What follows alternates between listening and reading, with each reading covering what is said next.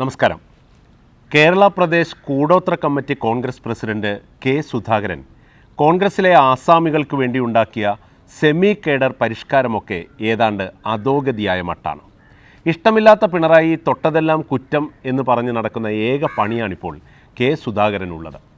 മലയാളികൾ തിങ്ങിപ്പാർക്കുന്ന 5 സംസ്ഥാനങ്ങളിലെ സിനിമാ തിയേറ്ററുകളിൽ സർക്കാരിൻ്റെ ഭരണനേട്ടം പരസ്യപ്പെടുത്താൻ തീരുമാനിച്ചതാണ് ഇപ്പോൾ സുധാകരൻ പിണറായിക്കെതിരെ കണ്ടുപിടിച്ചിട്ടുള്ള പുതിയ കുറ്റം. കർണാടക, ആന്ധ്രാപ്രദേശ്, മഹാരാഷ്ട്ര, മധ്യപ്രദേശ്, ഡൽഹി എന്നിവിടങ്ങളിലായി 100 തിയേറ്ററുകളിലാണ് പരസ്യ ചിത്രം പ്രദർശിപ്പിക്കാൻ പോകുന്നത്. കേരള മോഡൽ വികസനം, ഭരണ നേട്ടങ്ങൾ, സാമൂഹിക ക്ഷേമ പരിപാടികൾ എന്നിവയൊക്കെയാണ് പരസ്യത്തിൻ്റെ കാതൽ. കേവലം 18-20 ലക്ഷം രൂപ മാത്രമാണ് ആകെ ചെലവ്. മുഖ്യമന്ത്രിയുടെ വീട്ടിൽ പണിത പശുത്തൊഴുത്തിനുള്ള ചെലവിൻ്റെ പകുതി പോലും ഇതിനായി നീക്കിവെച്ചിട്ടില്ല എന്ന് ഓർക്കേണ്ടതാണ്. ഇനി അഥവാ ഒരു തിയേറ്ററിന് 1 ലക്ഷം രൂപ എന്ന കണക്കിൽ 100 ലക്ഷം രൂപ മുടക്കിയാൽ തന്നെ സുധാകരൻ എന്താണ് ഛേദം?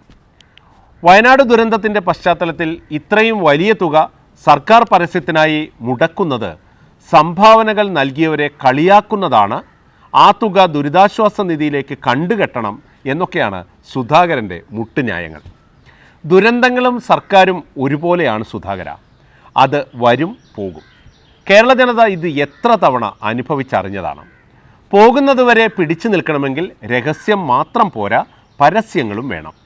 പരസ്യങ്ങൾ എന്ന് പറഞ്ഞാൽ 85% കൺഫ്യൂഷനും 15% കമ്മീഷനുമാണ് എന്നത് കുറച്ചുകാലം മന്ത്രിയായിരുന്ന കെ സുധാകരന് അറിയാത്ത കാര്യമല്ലല്ലോ. അല്ലെങ്കിലും മറ്റെല്ലാത്തിനും ഉണ്ടെങ്കിലും കഷണ്ടിക്കും കുശുമ്പിനും സുധാകരനും കൂടോത്രമില്ലല്ലോ. നിങ്ങൾ സ്വയം പരസ്യപ്പെടുത്തുന്നില്ലെങ്കിൽ എതിരാളികൾ നിങ്ങളെ പരസ്യപ്പെടുത്തും എന്ന് പണ്ടൊരു അമേരിക്കക്കാരൻ പറഞ്ഞിട്ടുള്ളത് അമേരിക്കയിൽ ഇടയ്ക്കിടെ പോയി വരുന്ന മുഖ്യമന്ത്രിയും കേട്ടിട്ടുണ്ടാകും എന്ന കാര്യം ഗാന്ധിമാരൊക്കെ ഇനിയെങ്കിലും മനസ്സിലാക്കണം. ഇത്തരം പഴയതും പുതിയതുമായ ചരിത്രങ്ങളൊന്നും അറിയാത്ത ഒരാളെ പിടിച്ച് ആരാണ് KPCCയുടെ അധ്യക്ഷനാക്കിയത്? ഇപ്പറയുന്നതൊക്കെ കണ്ടിട്ടും കേട്ടിട്ടും മുഖ്യമന്ത്രി മറുപടി പറയാത്തത് ഒരു ദൗർബല്യമായി കാണരുത്. സുധാകരൻ അന്ന് സതീശനെ വിളിച്ചതുപോലെ പിണറായി വിജയന് വിളിക്കാൻ അറിയാൻ മേലാഞ്ഞിട്ടൊന്നുമല്ല. പണ്ടത്തെ പിണറായി വിജയനാണെങ്കിൽ കാണാമായിരുന്നു. ആ പ്രത്യേക ഏക്ഷനിൽ സുധാകരൻ്റെ പണിക്കുറ്റം തീർത്തു തന്നേനെ. സുധാകരനെ പിടിച്ച് മെത്തയിൽ കിടത്തിയിട്ട് എന്തു കാര്യം? അതിനാൽ അത് നമുക്ക് വിട്ടുകളയാം. ഇനി സർക്കാർ ശിക്കാരികളോടാണ് ചിലത് പറയാനുള്ളത്. അതൊന്നും കേട്ട് അഖിലേന്ത്യാ പരസ്യത്തിൽ നിന്ന് ദയവ് ചെയ്ത് പിന്മാറരുത്. പരസ്യം കൂടുതൽ ഹിറ്റാകാൻ വേണ്ടി ചില നിർദ്ദേശങ്ങൾ കൂടി വയ്ക്കുകയാണ്. മലയാളികളെ ഉദ്ദേശിച്ചാണ് ഈ പരസ്യം എന്ന് പറഞ്ഞ സ്ഥിതിക്ക് കേവലം 5 സംസ്ഥാനങ്ങളിലായി മാത്രം ഇത് ഒതുക്കരുത്. ഈ പരസ്യത്തെ ആഗോള പരസ്യമാക്കി മാറ്റണം.